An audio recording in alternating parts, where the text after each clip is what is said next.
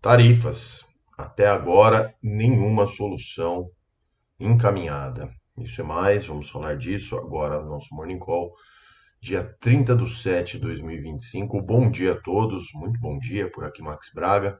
Vamos falar um pouquinho sobre esse caso, né? Hoje eu até separei alguma coisa a mais aqui para a gente falar sobre isso, porque de fato, né, é o assunto do momento, que é a preocupação do momento, entre tantas outras que nós temos no Brasil, né? Bom, vamos lá. O que ocorre para quem talvez ainda não tenha se atualizado sobre? O Brasil ele corre o risco, então, a partir do dia 1 de agosto, ou seja, daqui 2 dias, de sofrer uma taxação de 50% dos seus produtos exportados aos Estados Unidos, tá? Como um todo. E essa alíquota, ela, entre várias outras que os Estados Unidos anunciaram como taxa para parceiros comerciais, na busca, né, do governo americano de fazer um reequilíbrio na balança comercial daquele país, vários parceiros, como Japão, Reino Unido, União Europeia, México, o Canadá acho que ainda não saiu nada, mas enfim, vários países já negociaram ali junto aos Estados Unidos e conseguiram ali reduzir as suas taxas, expandir o comércio, enfim. Então, a média está sendo em torno de 15 a 20%. E o Brasil, por razões políticas e também por razões comerciais, está aí é, numa tarifa bastante alta. Bom, o Brasil ele tenta, diz, né, que tenta evitar o tal tarifaço, né, com negociações diplomáticas, mas prepara também um plano de contingência. Tá? Então, assim, do que a gente tem na mídia, lógico que de fato o que é conversado nos bastidores a gente não tem, né, toda a ciência, embora aqui no meu trabalho com economia eu tenho mais dados, né, que surgem de algumas fontes e a gente vai juntando as peças, né? Mas até agora, algo realmente concreto, nada, né? E a afirmação mais crítica, né, que percebemos nesses dias foi que o Lula, né, falou que ele até estaria disposto a ligar para o Trump para negociar se ele atendesse pessoalmente. O Brasil não está em posição de exigir nada, tá? Ponto. Bom, o mesmo, então, Lula recebeu um documento elaborado por 4 ministérios: Fazenda, Desenvolvimento, Itamaraty e Casa Civil, mas a orientação do governo ainda segue sendo buscar uma solução negociada. Acho que o cenário, como eu já disse, né, nos 3 dias de expert que eu tive agora, a feira da XP de investimentos, enfim, grande parte ou quase todos eles, os economistas, eles trabalham com o cenário base de um país tarifado, tá? Partem desse pressuposto.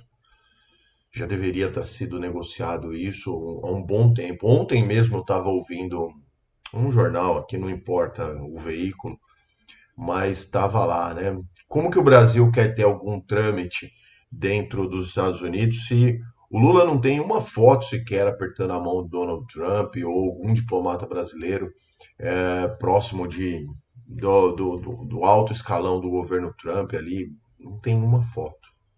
Então fica difícil negociar assim, né?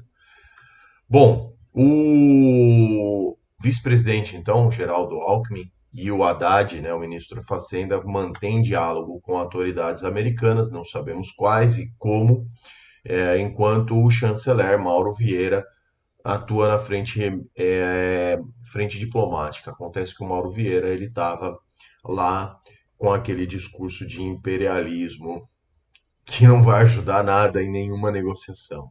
Tá? Bom, a ministra do Planejamento, Simone Tebet, afirmou que o plano de contingência não será centrado em medidas fiscais, ou seja, não pretendem retalhar, né? Até porque não tem sentido nenhum, e sim em ações voltadas para crédito, liquidez e prazo de juros reduzidos para pequenas e médias empresas.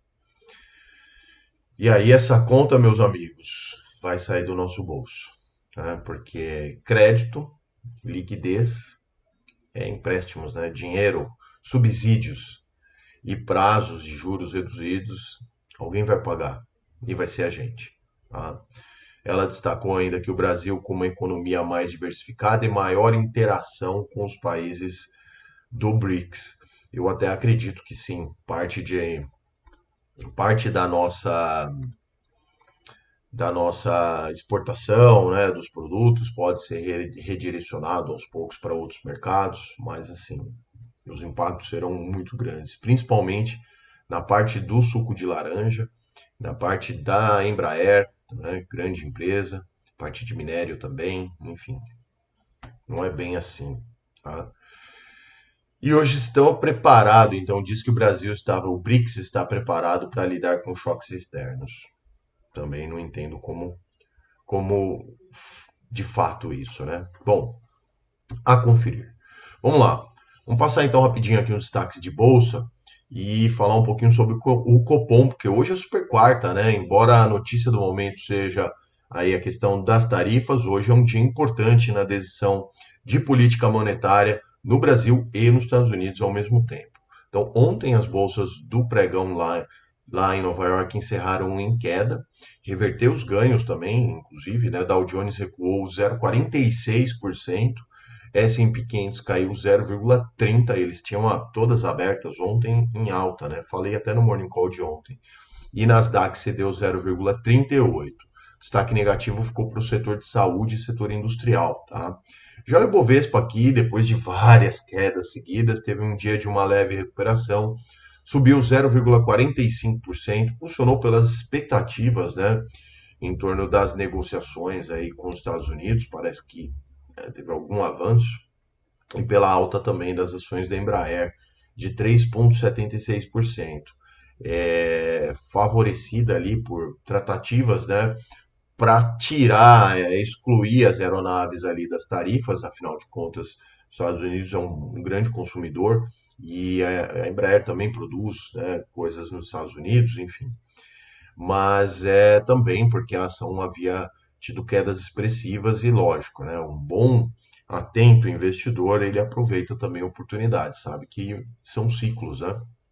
Bom, o clima permanece tenso, tá? Em toda essa questão aí de política e de pressão de empresários, parlamentares, enfim, né? Os destaques de alta, então, ficaram com a Embraer, 3,76, e a Direcional subiu 3,10. Os destaques de baixa ficaram novamente, né, com o setor de varejo, Magazine Luiza, 2,79 de queda e Pão de Açúcar 1,99 de queda, tá? Agora falando um pouquinho de super quarta, rapidamente para a gente encerrar o nosso vídeo por hoje.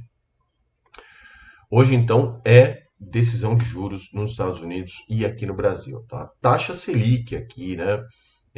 Que é a principal taxa que orienta a economia brasileira, deve ser mantida em 15% pelo Comitê de Política Monetária, o Copom. Tá? Isso é grande consenso de mercado já. Então, analistas, por exemplo, da XP, do Bradesco, JP Morgan, Safra, Genial, Citi, vê como uma manutenção dessa taxa de juros. Ainda, né, tem alguns que ainda divergem, né, mas a grande aposta é que as reduções de juros comecem apenas no ano de 2026, tá? Outras ainda projetam um alívio no mais para o final do ano, caso o câmbio e o fiscal colabore. Mas no cenário de tarifas aqui, acredito que isso não deve ficar longe. Bom, do lado americano, então, o FONC, ele deve também, é consenso, 97% de probabilidade, consenso de mercado, né? Claro, lá tem até casa de apostas para isso. Deve manter a taxa básica de juros lá dos Estados Unidos na banda, lá é uma banda, né, de taxa entre 4,25 e 4,50 ao ano, tá? Isso já é altamente precificado. A dúvida de verdade lá nos Estados Unidos é como vai ser a reação ali do Jerome Powell em relação às pressões políticas que ele vem recebendo do Donald Trump. Não é só aqui, né, que políticos pressionam instituições e autoridades. Mas, enfim, ele vem sofrendo ali grandes pressões para fazer, né, começar a baixar os juros, embora os sinais ali de inflação nos Estados Unidos ainda sejam persistentes, enfim, a conferir. Tá? Então, super quarta hoje, negociações chegando, uma semana bem complicada, é uma semana também bem importante. Aproveite bem ela também, tá? Vai ter muita oportunidade para se investir. Para quem é meu cliente, claro, é só a gente bater papo e definir estratégia. E para você que faz a sua estratégia sozinho, estude bastante, olhe alguns indicadores importantes nos ativos que você quer aproveitar e, claro, faça uma alocação consciente, que esse momento, inclusive, pode gerar muita riqueza no futuro se você fizer uma alocação inteligente, tá bom? Esse era o vídeo de hoje, então. Se inscrevam aqui no canal, deixe seu like, compartilhe com seus amigos. Nos vemos amanhã aqui no Morning Call. Um abraço a todos. Tchau.